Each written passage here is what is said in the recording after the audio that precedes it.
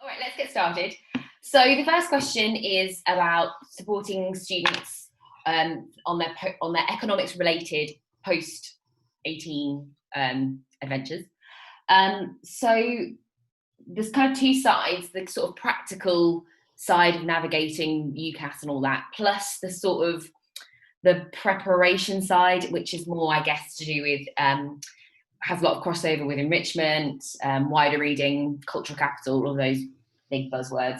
But we'll start with the more practical stuff, I think. So, starting by looking at the options available to students, subject teachers' roles in the UCAS process seem to vary quite a lot from school to school. In some schools, it's essentially it's the job of the careers counsellor or the pastoral tutor or the student themselves to do all that research. And in other schools, they rely a lot on the experiences and the information from subject teachers.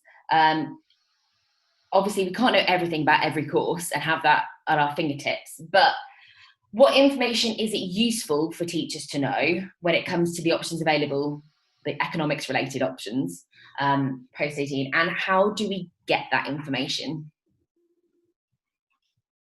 Or don't we need the information? Is it all up to them?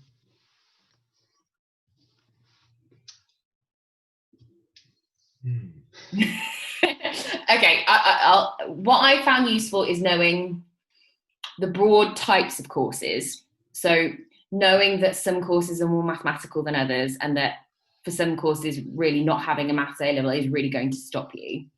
And knowing that the BA courses at the old universities, that they're all called BA courses, regardless what the content is. But at some of the majority of universities, that the BA courses, if there's an option between a BA and a BSc, the BA tends to be a bit less mathematical and a bit more political or kind of social economics, whereas the BSc courses tend to be a bit more mathsy, a bit more maybe econometrics type stuff.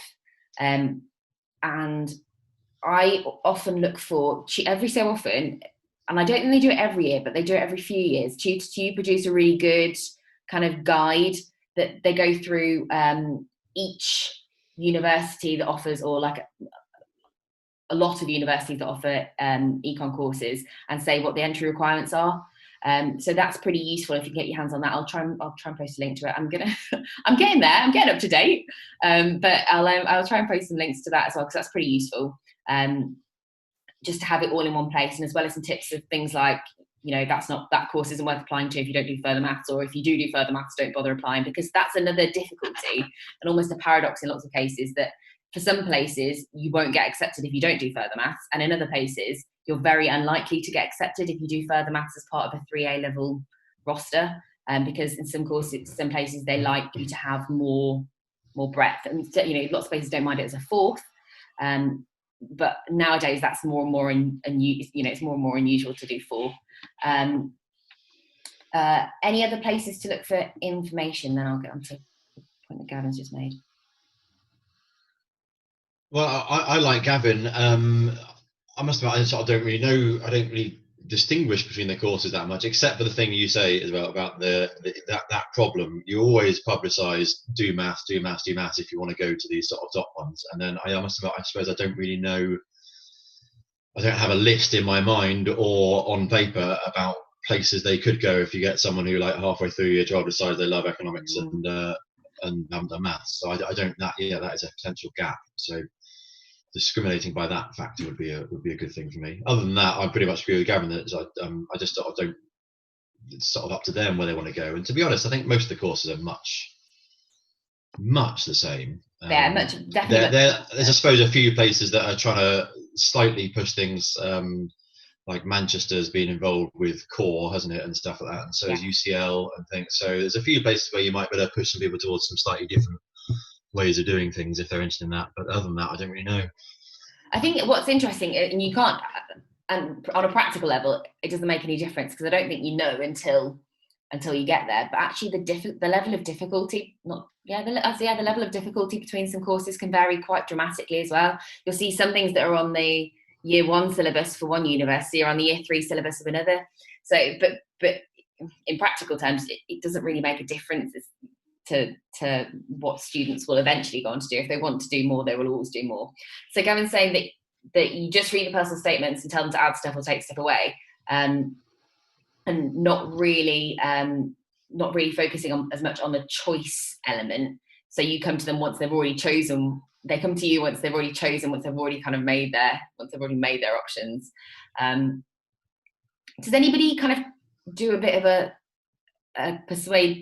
talk persuading, not necessarily persuading, but does anyone do a talk about economics courses to their students? Do you ever push? Do you ever publicize doing economics post 18 to your students? Do you ever show them what options are available and stuff like that, or is that more done by the kind of careers kind of department, or to them? I don't really tend to do that very much, except I will often I'll refer all the time to things that are in degrees and things that are advanced beyond what we're doing currently. So yeah, there's no one big thing where I say you should do economics, but there'll be plenty of references to what economics is like in the wider world and university and beyond, definitely. So kind of feeding that in the whole way through.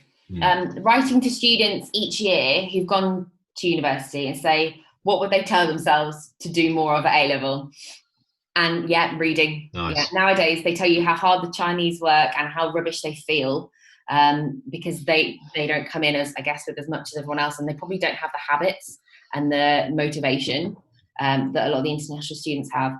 One assumes this won't happen as much this year, so we might have fewer international students this year. But in some ways, I'm so pleased that we've got that so many of the international students push for better, and actually I think that improves the whole field for everyone, given that there's these kind of role models in what pushing looks like. So you haven't had much take up at university, Manisha? Good. Oh, I thought I wrote the complete opposite. No, I thought I'd said we haven't found we don't find we need to because we have a high take-up. Right. Sorry, I think it was the way I wrote it. I totally misread that. So you've had high take-ups, so you don't even really need to get involved. Yeah, so they come to me more when they've done a few drafts, their form tutor's already looked at it, and then they come to me and then they get us to look at like the following drafts of personal statements and things like that. But in terms of like courses and course choices, I will talk them through what the differences are, but then I literally just give them information. That's all I really do. Well, I think that's our role, isn't it? It's just which information do we need to have? Having speakers into economic societies, I think I'll probably circle back around to that in a moment, of how we're enriching students. But certainly if they're then talking about their course, and again that's kind of drip feeding it in. The other thing that I thought was interesting is that a couple of years ago, 2 years ago, the Bank of England started doing their kind of hybrid apprenticeship apprenticeship type thing, and that's sometimes worth students looking at, because it's such a fantastic opportunity, particularly if they're deciding between apprenticeships and universities. That kind of hybrid is quite interesting, particularly if they're on the macro side. IAG, what's IAG? Like careers information and guidance. Information, advice and guidance. Oh, sorry, yeah. I'm clearly not reading well today. I do apologise. I agree. So then, when it comes to the other elements, then, so helping with statements, writing references, is there anything there that we particularly do that's useful or not useful, or kind of tips that we've learned over time? Well, I have particular preferences over statements. Whether universities read them at all is a different issue. But I like to try and push them to say something interesting, not just like, oh, I was inspired by X, Y, Z, and I went to this lecture, but to make their statement itself more of an academic document in itself, just to actually say something, to argue something, to have it to be coherent. I find that the first few drafts that people go through are very much just very sort of blocky, and like one thing and see if we can make it one impressive, interesting statement. That's my sort of priority. So there's some actual economics in it, basically. And how do you suggest that they do that? Is it? Well, I was just talking to someone just yesterday. She has a Somali background and was talking about a sort of small scale development economics initiative in a village her family was from, and that was really interesting. And then it was like, put that to one side, and then there was something, I read a book, and then it was put that to one side, and then I did this other thing, and it was like, well, what, nothing coheres. So we basically found a way to make everything link up better, and to be about development economics, but economics more widely, but and to say, well, look, we can see it in these different manifestations. We can see it in the stuff that I've seen in this village. We can see it in the stuff that I do with my EPQ, and we can see it in this other thing. And it became more of a holistic thing. So find out what they were sort of interested in the first place, what they've put in it, because they're usually trained to have a little some sort of intro hook thing, but then I find they usually just abandon that some of the way through. So I try to get them to make it bigger. And I think I go for a similar technique, finding a theme. Yeah, there should be something. There should be a theme in that, and that theme should be something that's personal. My biggest gripe with personal statements is that it's when they're so generic. They're so not personal. Yeah, and I think sometimes students struggle to make them personal for two reasons. First of all, it's like bearing your soul.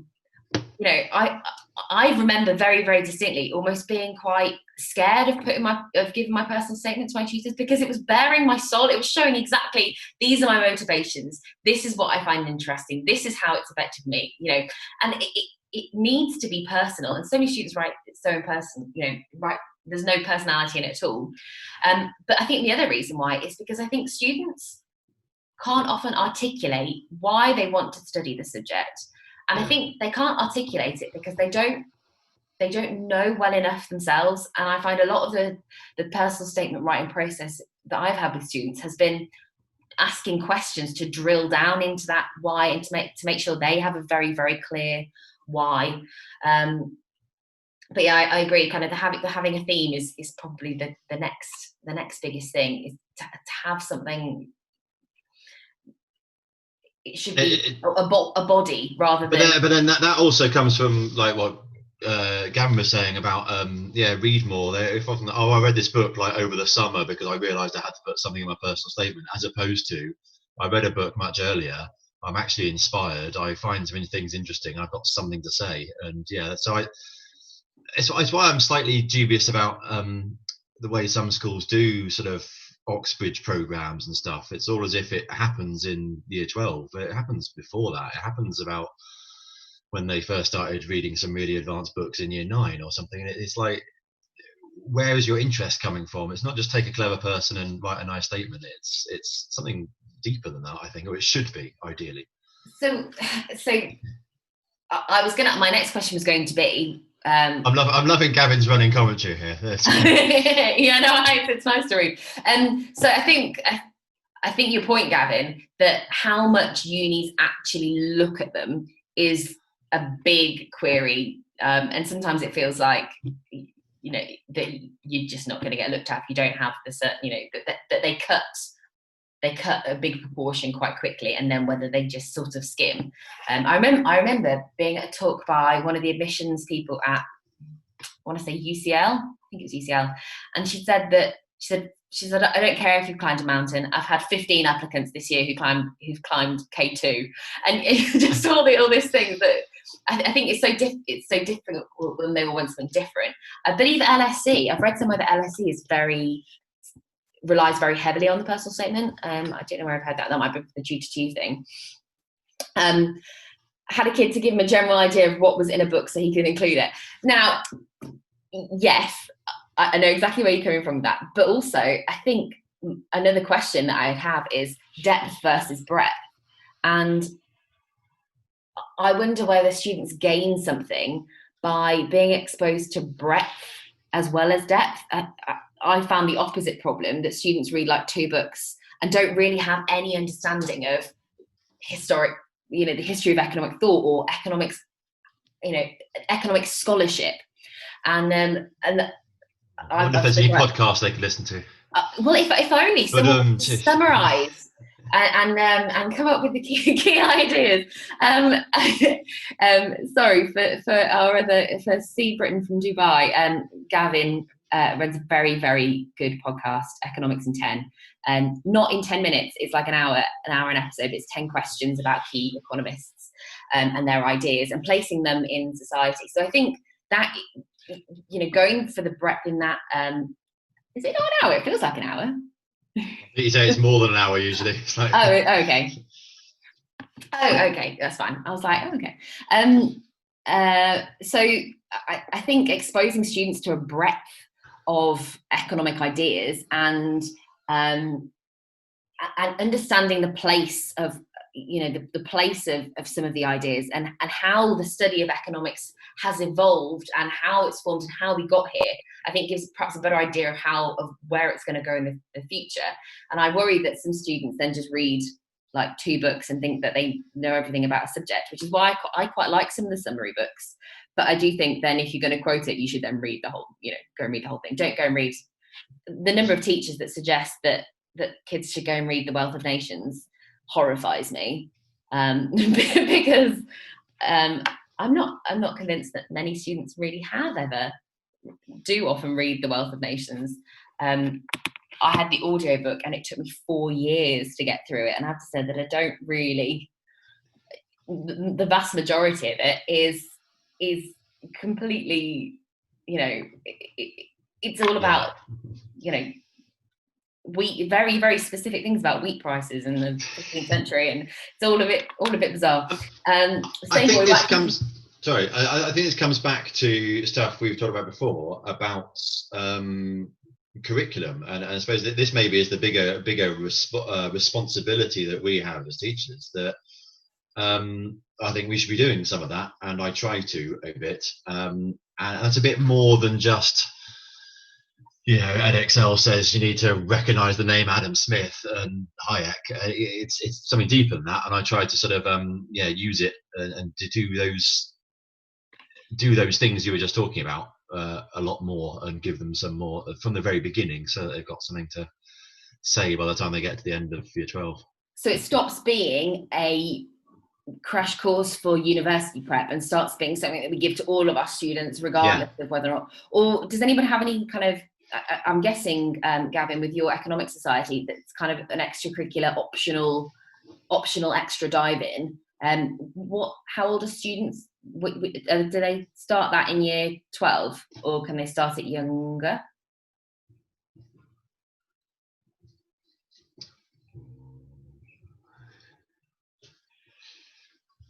So it's run by year 13, but then any students younger than year 13, do any students younger than year 13 go?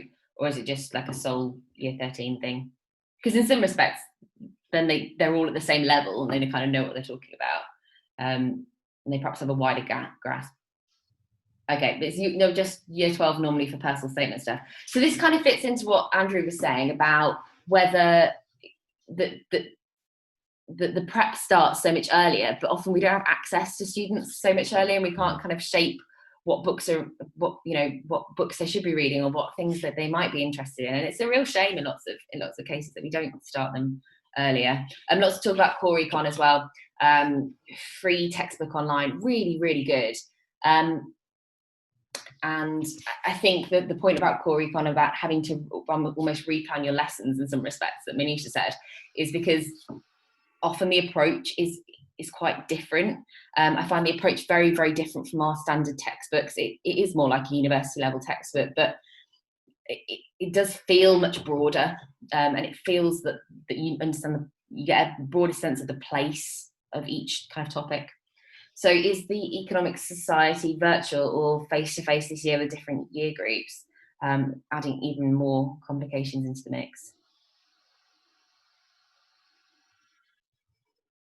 So Gavin's saying that it is quite depressing. So we try and encourage a love for learning. We think we have them, and as soon as the personal statements go in, then it all stops. So lots of the extracurricular stuff had to stop at the minute. So very, very quickly then, as a final point, unless anyone else has anything to add, are students who are perhaps are weaker students, but who still might be applying to economics courses, but perhaps less competitive courses. Do we think their aim should be to be focusing on their grade and therefore opening up more options themselves, or to be diving deeper and really focusing on kind of on the breadth of their understanding that will no doubt come through on the personal statement? If you had a weaker student, what would you suggest they do? Because we talk a lot about Oxbridge, but actually there's still plenty of people that want to study economics, and they're still reaching for their best option. No, I think it's a balance, isn't it? It's a balance, as it always is. One final thing is just any practical Oxbridge tips as well. That's something that often teachers kind of want to know, or interview tips. Gavin, I think you've had some questions in the past. You have a question that you normally use. Am I right? Is it you that asked the library question? The British Library, or am I just making that up? Yeah, so Gavin normally asks a question. Is it something like, if you were locked in the British Library for a weekend, a long weekend, what would you read and why? I haven't heard of that one before. But you said that everyone says the Wealth of Nations, and actually that might not be the best option. I found that Oxbridge, particularly Cambridge, which tends to be more mathematical, some solid maths and focusing on the maths type questions are pretty useful. I've got a first year maths for economics textbook, and just doing some kind of modelling type questions is pretty useful. But I don't really have any tips there. I do think that perhaps if people do have students and they want to give them mock interviews, it might be worthwhile speaking to other teachers and kind of swapping between different swapping students between different schools, now that most of us are capable of doing virtual stuff. I don't know what the safeguarding issues there would be. But the one about ice cream stands on a beach, where would you put them? So you start with one ice cream stand, and then what about if there are two ice cream stands? Is that the one, right? Am I thinking the right one? Yeah, hoteling model. Yeah, essentially. Good discussions to be having about all of those things. The other one that I think I've spoken about before is the just a lot of game theory type things. So there are 10 people in a room. They're each given a card with an amount of money on: £1, £2, £3, £4, £5, £6, £7, £9, £10. You're allowed to swap, but you're not allowed to know what anyone else has got before you swap. So you can see what you've got, but you can't see what anyone else has got. You can choose if you'd like to swap with anyone else, but you don't know what they've got. And so the normal answer is, well, if I've got five or below, then I probably won't swap. And if I've got 5 or above, then I'm like the other way around. If I've got less than 5, then I won't swap. No. Who will swap with you? Yeah. Yeah. So you got to work it out. But actually, pick up randomly. Oh, How much is picking how much something's worth is another. Yeah. And what do we mean by worth? Okay, I'm good. Unless anyone has anything else. Well, I'll put 3 things in the mix very quickly. One, I tend to do a sort of one of those sort of Fermi estimate questions. I don't know how many people are in Heathrow Airport right now, and see if they can sort of think about how many flights might be passing through and the time people spend, and those sort of things. The classic, how many piano tuners are there in Chicago? London, and then because of the time when people are usually doing it, I find they've usually done Monopoly, but they haven't done Monopsony. So I find that's quite a nice sort of technical one, where you can see if they can basically work out the mirror image, as it were, and think of the different cost curves rather than the revenue curves. And then finally, I mostly base it on the personal statement, and really, really sort of try and take them apart about things I actually think and make them cry. But really go hard on stuff that they've said, because of going back a few minutes, they've said some sort of random thing, and you can usually find some massive chinks in their armour where they don't really know what they're talking about. Gavin's a bit of a masochist. He's saying, yeah, that's fun.